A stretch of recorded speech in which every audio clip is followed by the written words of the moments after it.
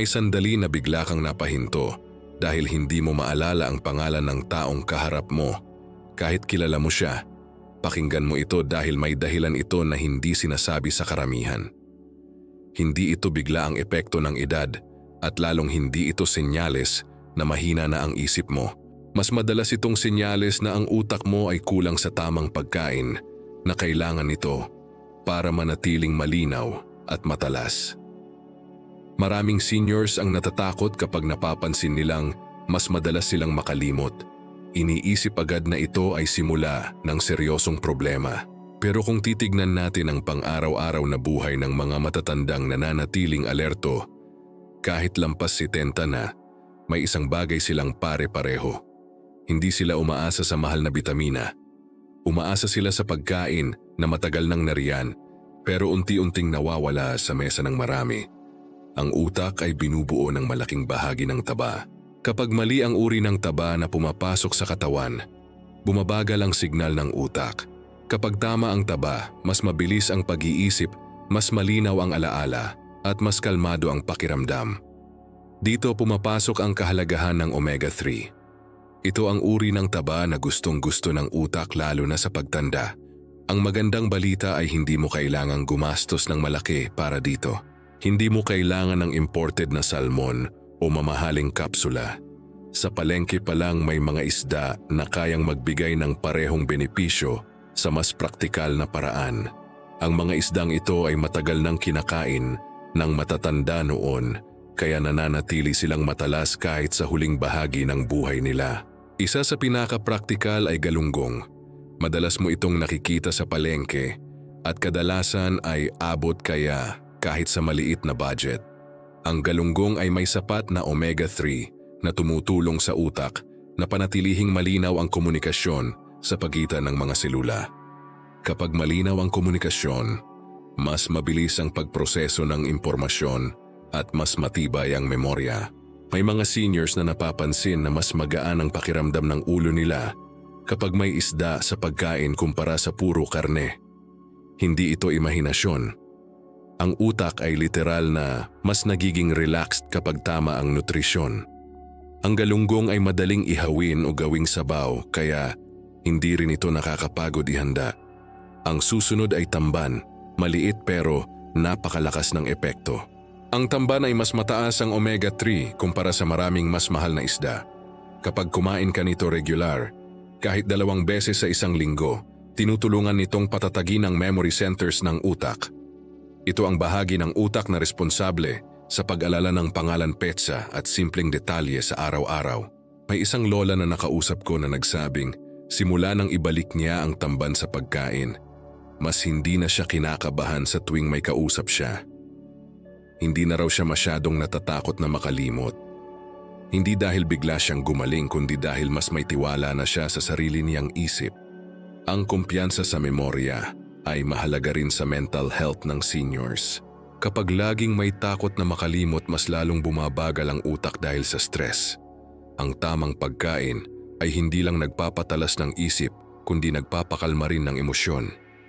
Kaya mahalagang tandaan na ang pagkain ay may direktang epekto sa pakiramdam mo araw-araw. Ang pangatlo ay dilis. Marami ang nag-iisip na ito ay maalat at hindi healthy, pero kapag sariwa ang ginamit at tama ang luto, napakalaki ng benepisyo nito. Ang dilis ay may omega-3 at mineral na tumutulong sa daloy ng dugo papunta sa utak.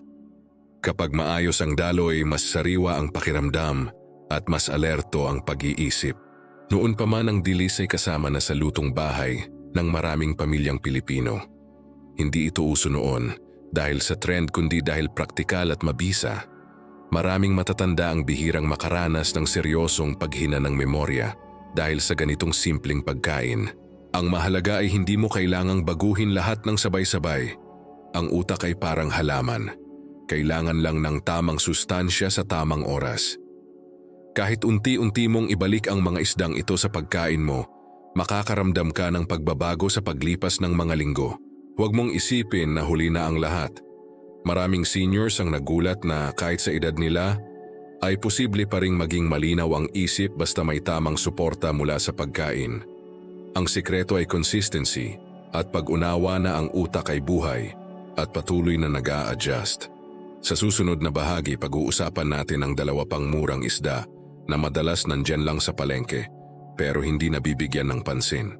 Kapag nalaman mo ang mga ito, mas magiging kumpleto ang paraan mo ng pag-alaga sa memorya at pag-iisip. Kung umabot ka dito, ibig sabihin, seryoso ka sa kalinawan ng isip mo. Isulat sa comments ang isip lakas araw. May mga araw na pakiramdam mo malinaw ang isip mo sa umaga. Pero pagdating ng hapon, parang pagod na ang utak mo, kahit wala ka namang mabigat na ginawa. Kapag naranasan mo ito, madalas ang dahilan ay hindi kakulangan sa pahinga, kundi kakulangan sa pagkain na nagbibigay ng tuloy-tuloy na lakas sa utak. Ito ang madalas hindi napapansin ng maraming seniors. Ang utak ay hindi lang nangangailangan ng tulog. Kailangan din nito ng tamang sustansya sa buong araw. Kapag mali ang pinanggagalingan ng enerhiya, mabilis itong nauubos. Kapag tama ang pinanggagalingan, mas matagal itong nananatiling alerto at malinaw. Dito pumapasok ang kahalagahan ng omega-3 mula sa murang isda. Pag-usapan natin ngayon ang dalawang isda na madalas nandyan lang sa palengke pero hindi binibigyang halaga. Ang una ay sardinas. Kapag narinig ng iba ang sardinas, iniisip agad nila ang delata. Pero ang sariwang sardinas sa palengke ay isa sa pinakamayaman sa omega-3. Ito ay direktang tumutulong sa memorya at focus ng utak. Ang sariwang sardinas ay mabilis lutuin at madaling isama sa simpleng ulam. Kapag sinabawan o pinasingawan, mas napapanatili ang sustansya nito. Ang taba ng sardinas ay ginagamit ng utak bilang pampadulas ng signal, kaya mas maayos ang pagproseso ng impormasyon. May isang senior na nagsabing simula nang magsardinas siya kahit 2 beses sa isang linggo, mas hindi na siya inaantok sa hapon. Mas kaya na raw niyang tapusin ang simpleng gawain tulad ng pagbabasa o pakikipagkwentuhan ng mas matagal. Hindi ito milagro, kundi resulta ng tamang nutrisyon. Ang sardinas ay may kakayahang bawasan ang pamamaga sa utak na isa sa mga dahilan ng mental fog. Kapag may pamamaga, bumabagal ang pag-iisip at mas madaling makalimot. Kapag nabawasan ito, mas nagiging malinaw ang pagdaloy ng isip. Ang susunod ay tulingan. Ito ay isang uri ng isda na madalas mas mura kumpara sa ibang tuna. Ang tulingan ay may sapat na omega-3 at protina na parehong mahalaga sa utak at katawan. Ang protina ay tumutulong sa pag-repair ng mga selula, habang ang omega-3 ay tumutulong sa komunikasyon ng utak. Kapag pinagsama ang dalawang ito, mas nagiging balanse ang pakiramdam ng isang senior. Hindi masyadong pagod, hindi masyadong iritable, mas kalmado at mas malinaw ang isip. Ito ang madalas napapansin ng mga matatanda na regular na kumakain ng ganitong isda. Ang tulingan ay bagay sa paksiw o simpleng prito na hindi sobrang mantika. Kapag sobra ang mantika, nawawala ang benepisyo. Ang layunin ay suportahan ang utak, hindi pabigatin ang katawan. May mga seniors na iniisip na kailangan nilang iwasan ang taba, pero ang totoo ay maling uri lang ng taba ang dapat iwasan.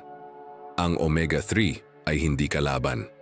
Ito ay kaibigan ng utak, lalo na sa pagtanda.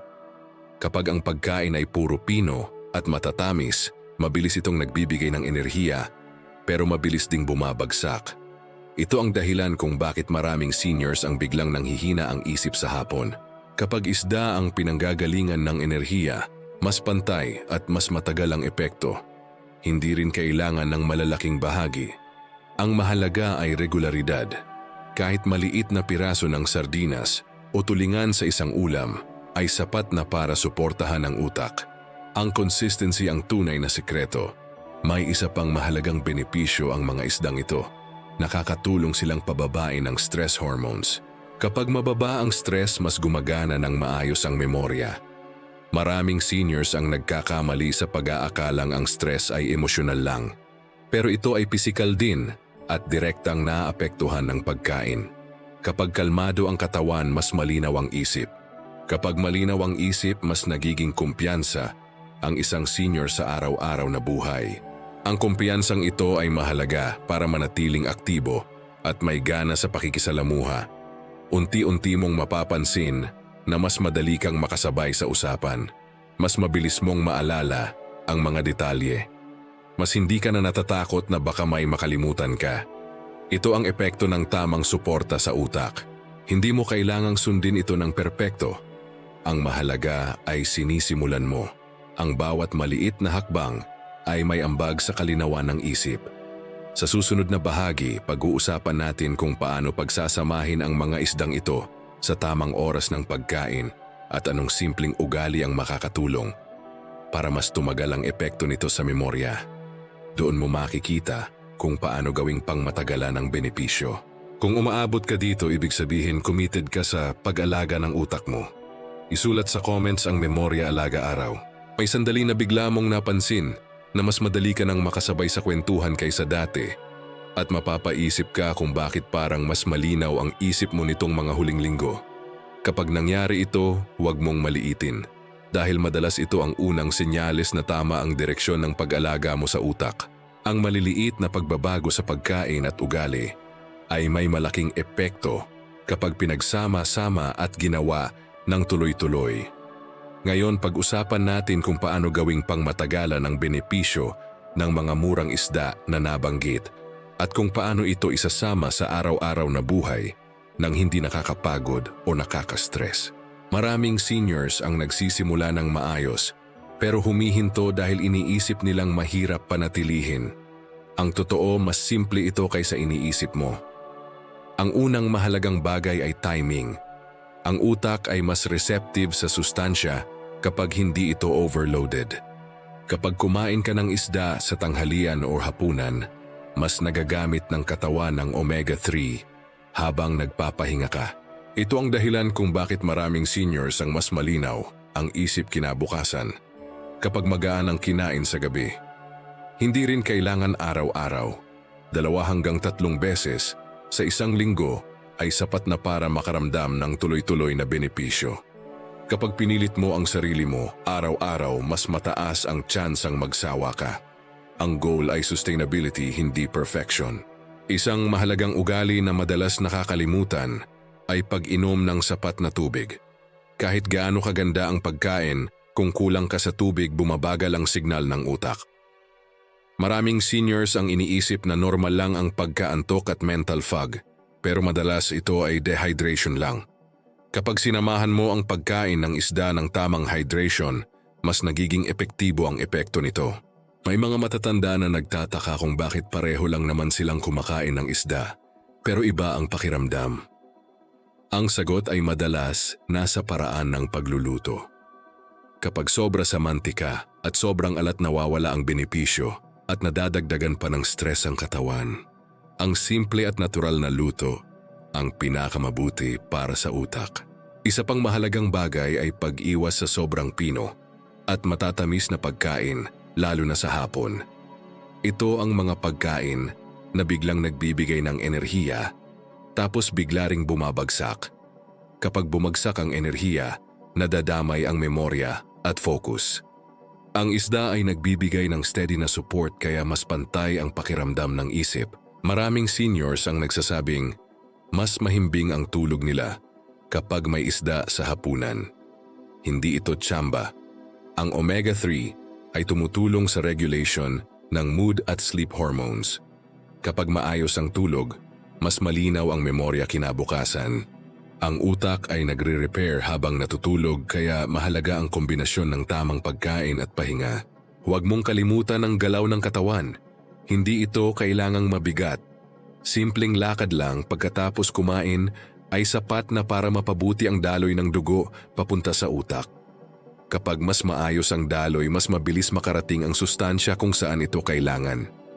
May isang senior na nagsabing ang ginagawa niya ay simpleng lakad sa labas pagkatapos ng hapunan kapag may isda ang ulam. Mas kalmado raw ang pakiramdam niya at mas malinaw ang isip sa umaga. Hindi niya ito ginagawa para sa fitness, kundi para sa pakiramdam ng isip niya. Ang pinakamahalaga sa lahat ay mindset. Kapag naniniwala kang huli na ang lahat, mas mahirap makita ang pagbabago. Pero kapag tinuring mo ang utak bilang bahagi ng katawan na kaya pang alagaan at suportahan, mas nagiging bukas ka sa progreso. Maraming seniors ang nagulat sa sarili nila dahil mas naging alerto sila kahit hindi sila nag-expect ng malaki. Hindi mo kailangang maging perpekto. May mga araw na hindi mo masusunod ang plano at ayos lang iyon. Ang mahalaga ay bumabalik ka. Ang consistency sa mahabang panahon ang tunay na nagpapalakas ng memorya. Sa puntong ito alam mo na ang 5 murang isda na kayang suportahan ang utak at alam mo na rin kung paano ito isama sa araw-araw na buhay. Ang susunod na hakbang ay pakinggan ang sarili mong katawan at obserbahan ang pagbabago. Kapag mas malinaw ang isip, mas nagiging magaan ang buhay. Kung nagustuhan mo ang ganitong klase ng usapan at gusto mong matuto pa tungkol sa mga simpleng paraan para manatiling malakas ang isip pagkatapos ng edad 60, huwag kang mag-atubiling manatili sa channel na ito. Ang layunin dito ay tulungan kang mamuhay ng mas may kumpiyansa at linaw araw-araw. Kung umabot ka hanggang dito, ibig sabihin seryoso ka sa pag-alaga ng memorya mo. Isulat sa comments ang memorya lakas tuloy